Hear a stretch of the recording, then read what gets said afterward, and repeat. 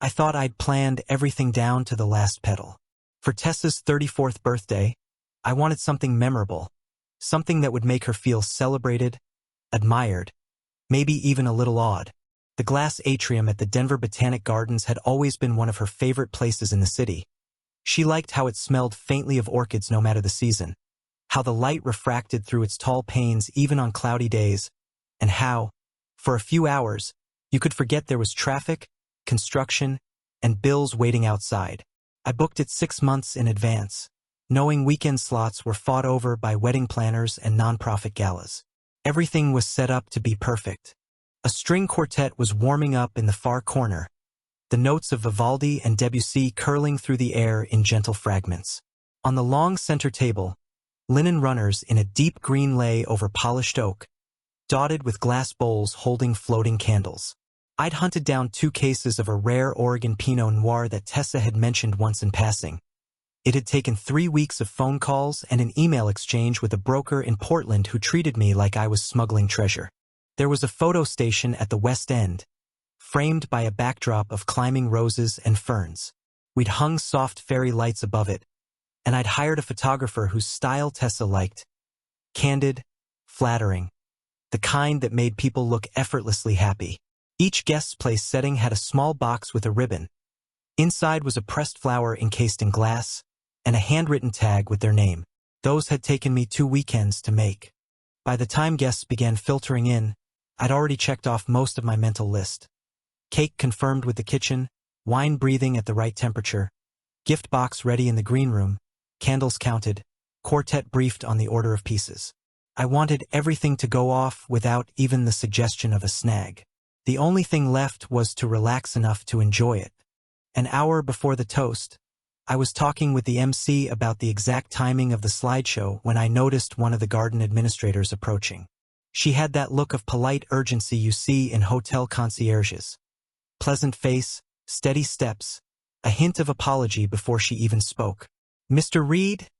she asked, glancing down at a cream-colored envelope in her hand. "That's me," I said, expecting some form to sign, maybe an update on parking for late arrivals.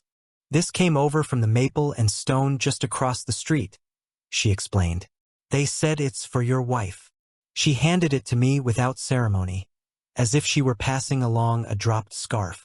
The envelope was light, the kind of weight that makes you think it's just a folded note. I slid a thumb under the seal and pulled out a printed slip in a keycard sleeve. Maple and Stone, elegant serif font, embossed in silver. Below it, the room number was blank, but the timestamp read 8:14 a.m. Beneath the sleeve was a breakfast receipt. 2 guests, patio seating. Croque monsieur, avocado toast, fruit plate, 2 cappuccinos. Date stamped this morning. At the bottom, in neat handwriting, second key issued to registered guest. For a moment, the noise of the atrium seemed to drop away, like someone had turned the volume down on the party. I read it again, slower, as if the extra time might change the meaning. Breakfast for 2. A second key. 8:14 in the morning. Before my face could betray anything, Tessa appeared at my side, her hair perfectly arranged, her dress, a soft champagne color, catching the light from the glass ceiling. She looked from my hand to my face, and in that heartbeat I knew she'd seen the slip, registered it, and chosen her move. "Oh," she said lightly, plucking the envelope from my fingers as if it were an RSVP card. She turned slightly toward a cluster of nearby guests, holding it up with a small laugh. "It's a partner certificate. You know, those promo things they give you if you book an event nearby? They must have mixed it up with some other booking." She slipped the paper back inside the envelope, set it casually on the nearest table, and touched my arm. "Come on. They're ready for the first round of photos." It was quick, practiced, like she'd deflected small embarrassments before, only this time the stakes were different. The people around us smiled politely, some chuckling as if to say, "Oh, those silly hotels," and turned their attention to the wine being poured. Tessa led me toward the photo area, seamlessly redirecting the current of the evening. I followed, saying nothing. The photographer greeted us cheerfully, adjusting his lens, and I forced a smile for the camera. But in my pocket, My hand closed around the faint imprint of where that keycard sleeve had been a minute earlier. I could still feel the texture of the paper. Over the next few minutes, we posed with her friends from work, her sister and brother-in-law, two of her old college roommates. Each flash of the camera lit her face, her hand resting lightly on my chest, her laugh timed perfectly to match theirs. If anyone noticed my smile slipping between frames, they didn't say. From across the room, the string quartet started a lilting Bach piece. Someone opened another bottle of Pinot. Waitstaff passed by with trays of canapés, rosemary crackers with chèvre, tiny skewers of grilled vegetables. The atrium smelled faintly of fresh mint from the centerpiece arrangements. But my attention kept circling back to that moment by the table. The envelope, the receipt, the note about the second key. When Tessa moved to greet another group, I stayed by the wall, my eyes drifting toward where the envelope had been set down. It was gone. Whether she'd pocketed it or one of the staff had cleared it away, I couldn't tell. For the next half hour, I played host as if nothing was out of place. I topped off wine glasses, introduced guests to each other, made small talk about the unseasonably warm weather. I even laughed at a joke I barely heard. But under the surface, my mind was cataloging every detail of that slip from the hotel, burning it into memory before it vanished completely. The party didn't pause just because my brain did. Glasses clinked, the quartet kept playing, and behind my host's smile a private ledger flipped open. Dates, charges, shrugged off choices, lined up like tiles I couldn't unsee. It began as static. A work trip to Seattle that never produced an itinerary. Corporate books everything, Tessa had said, breezy, tapping her calendar without showing it to me. The day she left, her shared location went gray. Unavailable. Weird, she texted, adding a shrug and a heart. I told myself phones glitch. Then Austin, also corporate, also light on details. I offered to pick her up. She insisted on a rideshare because the team was doing debrief drinks at the airport bar. Later, our card showed a day spa nowhere near her office, then a boutique lingerie store I didn't recognize. I told myself anniversaries arrive early sometimes, even when they don't. Around then, she changed her phone passcode. People do that. But the screen started living face down, even when it buzzed on the kitchen island. New habit. She'd carry it to the bathroom, the laundry room, the mailbox, a small rectangle held like an oxygen tank. Thursdays became book club. It met in a neighborhood across town with bad parking and always ran long. Because we actually talk about the book. When I joked about wine-fueled recaps, she smiled but didn't offer titles I could Google. I asked once what they were reading. She said, an essay collection, and changed the subject. 2 Thursdays ended with receipts from a tapas place at 11:48 p.m. Rideshare routes started slicing the city in unfamiliar directions. She'd ask me to request a car from my app because hers was acting up, then switch destinations mid-ride and tip in cash. The map would end in a district that sits between office towers and boutique hotels, a neighborhood we never had any reason to visit together. When I asked, she said her team was scouting venues for an upcoming campaign. The word venues did a lot of heavy lifting. At home she grew. The word I keep landing on is reserved. Not cold, not unkind, just carefully rationed. She'd hug me the way you hug a friend at brunch, quick, light, chin over shoulder, then step away and say she had to prep slides. She bought a new perfume in a square bottle with a black cap. I complimented it. She said, it's just a sample. But the bottle never shrank. Our kitchen table collected clues. A maple and stone shopping bag, the kind that holds a robe. A room service notepad with Blake, send Q4 draft by end of day, scrawled across the top. Blake had been entering our vocabulary more often. Blake said the client loved the mock-ups. Blake's taking over analytics. You'd like Blake's sense of humor. I'd met him once at a launch. He double-gripped my hand like a politician and called me man 4 times. The week after Austin, she disabled location sharing altogether. Privacy settings, she said, waving her phone. Apple's being weird. I checked mine. Apple wasn't being weird. I let it go. Pull a loose thread and the sweater unravels. The day I spotted a rideshare receipt to an address labeled M&S service. I told myself M&S stood for something else. A supplier, maybe. A friend's condo. What I didn't picture was a service corridor. There were smaller things you only notice in hindsight. A second toothbrush that lived in her work tote. For emergencies. The way she'd put her wedding ring on last, not first, before we left the house. Cash withdrawals small enough to ignore but frequent enough to add up. A gym membership in a building nowhere near ours, initiated the same week she stopped asking me to spot her on shoulder press. New passwords on streaming accounts we'd always shared. They made me reset for security. Spread those moments out on the floor and they look like coincidence. Stack them and they become architecture.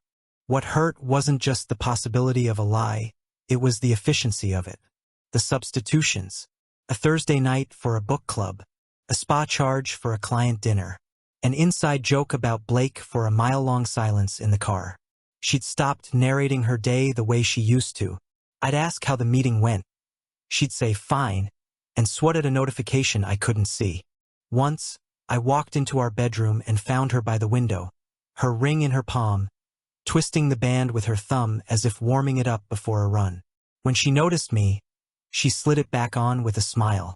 Lost in thought, she said. The smile had a tightness I didn't recognize. I started keeping my own notes. Not a journal, more like a weather log. Date, cloud cover, gusts. I'd jot late, book club plus hail or Blake mention count, 3. Then feel ridiculous and delete it. I wanted to trust her. I also wanted the ground under my shoes to stop shifting. A friend asked me at lunch if Tessa and I were okay. He said it gently, the way you ask someone if they're sleeping. I said we were just busy. The answer came too fast, rehearsed from a draft I hadn't admitted writing. So I told myself to wait for something concrete. The mind is a projector.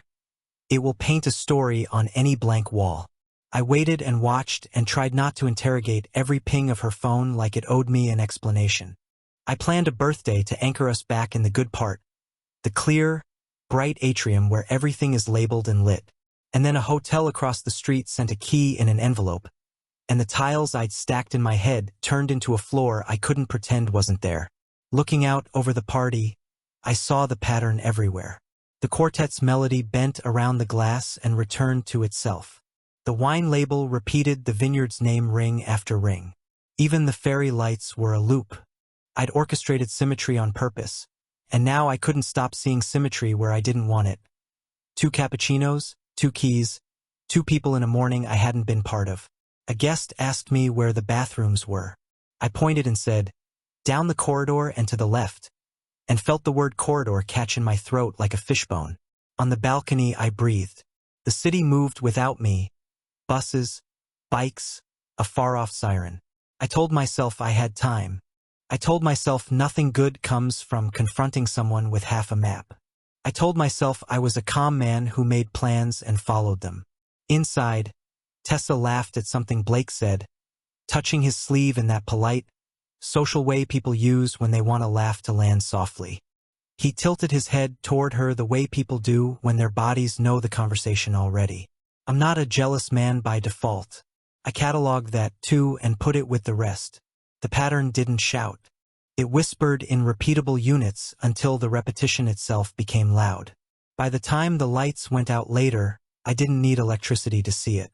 I had, at last, not certainty but momentum, the tilt from doubt toward proof, from excuses toward consequence. Next, when the lights went out, it was almost a relief. The string quartet had just started a soft Schubert piece when there was a sharp crack from the other side of the room, like a fuse giving up, and the atrium went instantly dark except for the faint glow from the emergency sconces near the exits. The music faltered, stopped. People laughed nervously. A couple of kids squealed. Someone near the dessert table said, "It's just a breaker," and a staff member appeared with a flashlight, guiding guests toward the foyer where the overhead still worked. I stayed where I was for a moment, my eyes adjusting, watching shadows shift against the glass walls. In the dark, you can't see expressions. In the dark, you have to listen for tone, for pauses, for the ways voices lean toward each other. The photographer found me in the half-light. Powers being reset, he said, his camera bag slung over his shoulder. Do you want to look at the slideshow draft while we wait? We can pick the opening frames. I followed him into a side area lit by a single lamp. His laptop was already open, thumbnails in neat rows. These are the Ross, he said, scrolling. We'll clean them up for the final cut. Most were what I expected. Guests arriving in coats, the atrium before people filled it, detail sh*ts of the table decor. Then he clicked into a folder labeled pre-event, M&S. Maple and stone? I asked before I could stop myself. Yeah, he said, oblivious. I took some exterior sh*ts for atmosphere, just across the street. They've got those nice lanterns. I ducked in through the service corridor to get an angle on the patio. He clicked the first photo. The image was grainy, hallway light yellow, showing a narrow passage lined with stacked catering trays. At the far end, half in shadow, two figures stood close. The next photo was framed tighter. Tessa, unmistakable in that champagne dress, one hand cupping the back of Blake Turner's neck. The third sh*T caught the kiss. No ambiguity, no polite social greeting. Her eyes closed, her shoulders drawn in, his hands at her waist. In the fourth, the kiss had broken, but they were still pressed together, foreheads touching, smiling in that unguarded way people do when they've stepped out of the room for each other. Around her neck, catching the corridor's bare bulb, was a thin gold chain with her wedding ring threaded through it. My own breath slowed, heavy in my ears. The chain looked delicate, almost too fragile to hold the weight of a ring, yet it did. My ring, the one I'd slipped on her finger with my own hand, wasn't where it should have been. She'd chosen to hang it there, against her skin, out of sight but not out of reach. The photographer was still talking about angles, lens choices, light levels. I nodded at something he said, though I didn't hear the words. There's a line between suspicion and certainty, and once you cross it, the air feels different. Things that used to flutter in your mind, maybe what if, could it be, stop moving. They just settle like dust after the roof caves in. I looked again at the photo where she was laughing with him. Their faces so close it was hard to tell whose shadow was whose. That image would never unburn from my head. You want these in the set? The photographer asked. I shook my head, steady but slow. No, those aren't for the party. I copied the folder to a flash drive from his camera without explaining. He didn't protest. Maybe he thought it was about privacy, or maybe he saw something in my face that made him decide not to ask. Back in the foyer, the lights flickered once, twice, and then came fully back. Guests clapped like the show had resumed. The quartet retuned their strings. People drifted toward their seats with plates of dessert. Tessa was at the center again, her hand on Blake's forearm as they spoke to a small knot of guests. She glanced at me, smiled as if nothing had shifted in the last 5 minutes, and turned back to her conversation. It's strange how quickly proof can feel both like a wee *p*n and a wound. The photos sat on the flash drive in my jacket pocket, and my mind kept flipping through them like they were proof of purchase. Here it is. Here's what you paid for. A waiter passed with flutes of champagne for the toast. I took one. The bubbles rose and burst without sound. The MC tapped the microphone, calling for everyone's attention. And now, the birthday girl would like to say a few words. Tessa stepped forward, glass in hand, the picture of composure. Thank you all for being here tonight, she began. Her voice carried easily in the glass dome. I'm so lucky to have such wonderful friends, family, and colleagues. There's one special person I want to thank. I waited for my name, for making this year so exciting and for inspiring me every day. Blake Turner. She turned to him with that same champagne glass smile. The guests clapped politely, some a little too loudly. In my jacket, the flash drive felt heavier than the glass in my hand. The power came back with that bright, humming sincerity only buildings can manage. People cheered, the quartet restarted, and the MC exhaled into the mic like a pilot after turbulence. I stood there with my champagne, the bubbles gone flat, the flash drive burning a square against my chest. I didn't look at Tessa. I didn't need to. Her voice from the toast was still in my ears. A special person, Blake Turner, like a label on a file I could never misplace. Ready for the gift? The MC asked me, cheerful, unaware. I nodded like a man obeying a sign on the freeway. I headed toward the green room where the wrapped box waited, the real gift, the one I'd custom ordered. A lightweight travel piano she'd been coveting for years, packed with a handwritten note and a weekend itinerary to a cabin near Glenwood Springs. I'd called the host, stocked the fridge, arranged the dog-friendly trails. I had imagined giving it to her under the lantern glow, the crowd ONG, the quartet sliding in with a soft Gershwin bridge. In the green room, staff jackets hung like spare bodies.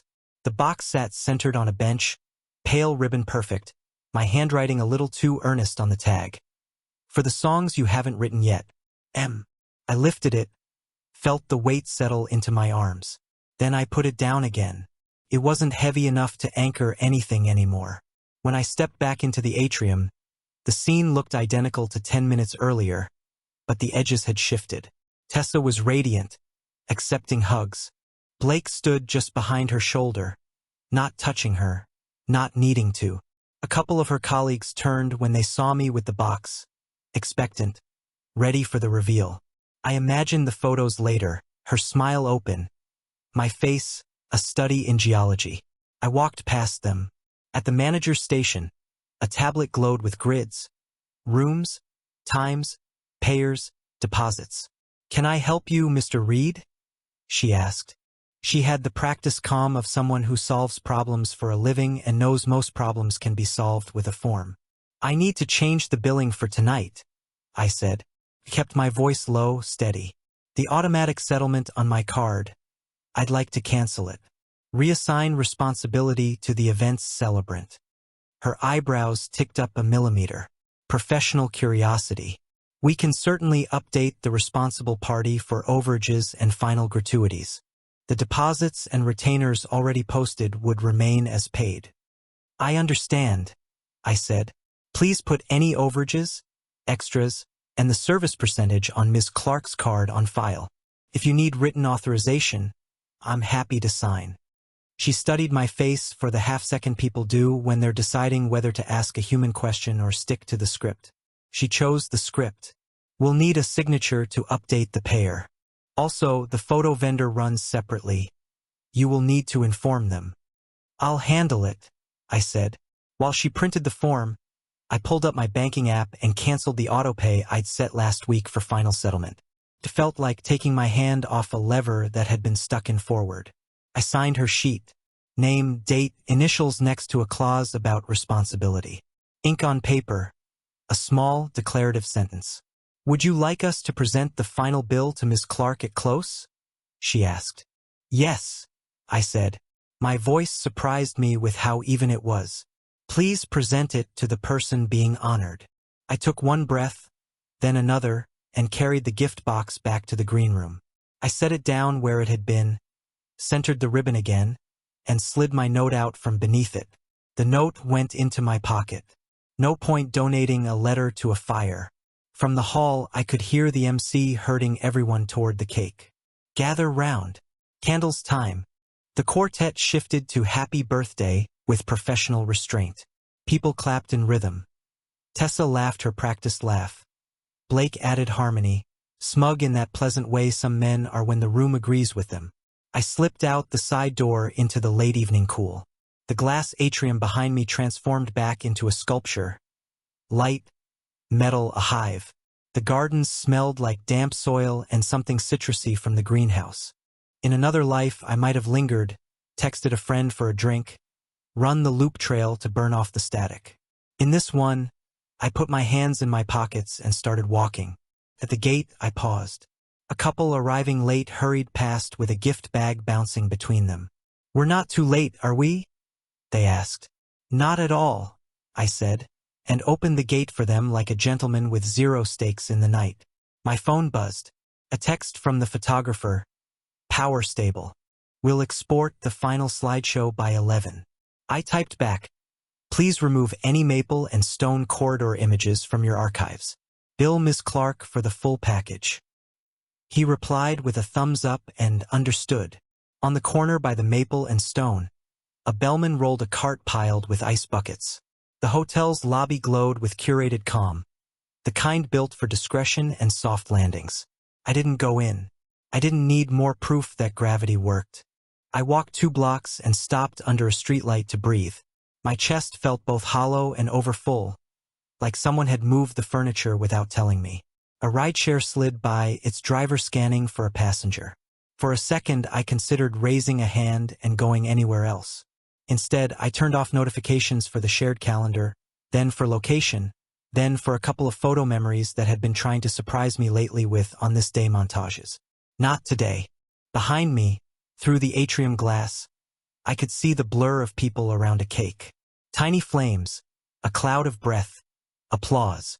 The scene looked like happiness from a distance. That was fine. Could belong to whoever needed it. I headed for the parking lot. The air had cooled enough to make me wish I'd brought a jacket. My car sat exactly where I'd left it, faithful and boring. I put my forehead on the steering wheel for 1 count of 8, an old habit from track. Settle the pulse, find the next split. The engine turned over. I didn't drive away right then. I listened to the radio without hearing it and watched the atrium shrink in the rearview, just by parking perspective. After a minute, IK** led the lights, eased out, and merged into the mild Denver night. I didn't text Tessa. I didn't send a paragraph about choices or patterns, or the ring on a chain, or the bill that would come with coffee at the end of her party. I gave her the only gift I could stomach, space wide enough to hear her own echoes. Later, I heard how the evening closed. The quartet packed up, the staff reset the room, crumbs swept, candle wax lifted with a practiced thumbnail. When the last song ended and the last guest began to drift toward goodbyes, the manager approached Tessa with a neat folder and a calm voice. Here's the final bill with overages, extras, and the gratuity schedule. We've applied your card on file. There was, I'm told, a pause, a dry, collective inhale. Not anger, not outrage. Just air leaving a room that had miscounted how many lungs it contained. Someone tried to make a joke and didn't find the landing. Tessa, always quick on her feet, said something about sorting it out, of course not to worry. She had it. Blake looked at the numbers like a man doing math beyond his appetite. No one mentioned my name. No one had to. My absence was an outline, a chalk mark where a body had been. In the quiet after, the staff set the folder beside the leftover favors. The ring on her chain would have sat right above her heartbeat, light as a comma. I kept driving. Past the hotel, past the exit to our street, past the instinct to turn back and demand a scene. I left her with the guests, the bill, and the silence I had earned. I woke the next morning in a space that didn't yet feel like home, but it felt mine. The studio above Owen's bike workshop was nothing like the house I'd left behind. 1 open room, slanted ceiling, 2 windows that looked over the alley and caught the western light in late afternoon. The smell was chain oil and roasted coffee from the cafe 2 doors down. My bed was a futon folded halfway into a couch, and the kitchen was an arm's reach from anywhere you stood. I'd moved in with 2 suitcases and a box of essentials. Clothes, laptop, running shoes, the journal I'd kept in college, a French press, and the note from my attorney confirming the divorce proceedings had *N. Everything else, the furniture, the wedding china, the life we'd curated for the curated photos, was staying where it was. I wanted no relics. First order of business. Cutting ties that didn't need to remain. I went through the list of shared subscriptions, music, streaming, the grocery delivery account, and canceled or transferred them. Passwords were changed to things only I would know. I kept my email but created a fresh one for anything financial or personal, something Tessa had never seen. Claire Hines, my attorney, was efficient without being cold. She sent me a list of documents to gather and questions to consider about assets, accounts, timelines. Every email from her felt like a block being removed from the load I'd been carrying. We weren't building toward a battle. We were constructing an exit ramp, piece by piece. She said the goal was quiet resolution, not fireworks. I told her quiet was exactly what I wanted. I started running again. Not the casual jog I'd sometimes fit in before work, but disciplined dawn runs. Up at 5, stretch, laces double-knotted, street lamps still humming overhead. Cold air in my lungs woke me better than coffee, and by the time the sun edged over the rooftops, I'd already logged miles. Sweat and sore calves were proof I was moving forward, even if nothing else felt that way yet. Cold showers followed, bracing, immediate. I told myself it was about health, circulation, mental sharpness, but mostly it was about control. A deliberate discomfort I chose, unlike the ones I'd been handed. Money became another point of discipline. I'd ignored too much of it before. Autopays set and forgotten, overlapping services, insurance we didn't need because we already had coverage elsewhere. Now I combed through statements line by line. I closed accounts that cost more than they returned, negotiated rates on others, put a freeze on anything discretionary. The numbers in my budget started to look clean, predictable. At work, I volunteered for the logistics software project that had been limping along for months, the one no one wanted because it was tangled with old contracts and impossible deadlines. I wanted something to untangle. My boss looked at me like I just offered to jump into a burning building, but he said yes. The first week on it, I spent hours in conference calls, sorting through vendor miscommunications and code-based quirks. It was frustrating, but in the way a puzzle is frustrating. Annoying until you find the right corner piece, then addictive. Progress was visible in small ways. An error message disappearing, a milestone hitting on schedule. It felt like stacking order where there had been only noise. That same week, I put a small investment into Farm and Block. The microgreens delivery service Ben and Zoe had been hustling to grow. I'd met them years ago through a mutual friend and had always admired how lean and focused they ran their operation. Now they were expanding, and a buy-in spot had opened. It wasn't a huge stake, but it was tangible, something alive and growing that I could point to and say, I helped that happen. The studio itself stayed sparse by design. A desk with my laptop, a lamp that gave off warm light, a corkboard with a quarterly plan I printed and pinned, 3 columns. Health, work, personal. Each had bullet points, deadlines, and a small box to tick when done. Above the corkboard, I taped a photo I'd taken years ago of a mountain ridge just before sunrise. Not art, not framed, just a reminder of scale. There were no framed wedding pictures here. No anniversary cards, no souvenirs from trips that now carried the weight of hindsight. The space wasn't about erasing Tessa. It was about not living inside the museum of our past. Evenings were quiet. Sometimes I'd meet Owen downstairs when he closed the shop, sharing a beer while he wiped grease from his hands and told me about the day's repairs.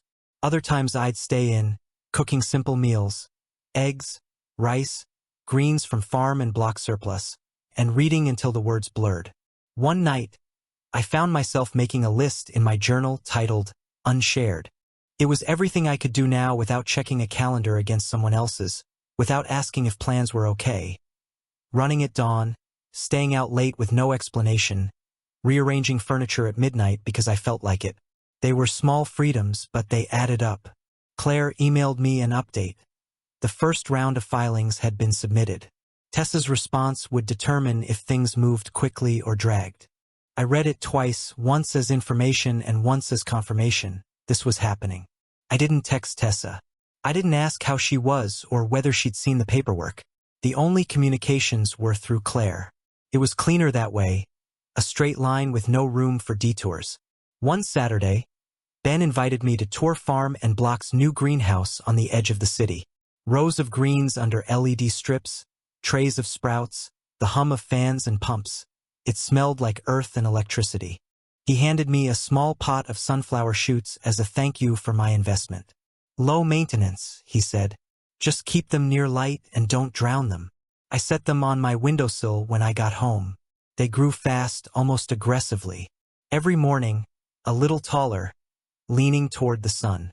It became a habit to check them after my run, to turn the pot so they'd straighten evenly. A small thing, but mine. By the end of the month, the studio felt less like a stopgap and more like a base. I'd built routines, invested in work, put money into something that wasn't just an account number. The absence of birthdays, anniversaries, and orchestrated celebrations wasn't a void. It was space. And space, I was learning, was where you could finally start building again.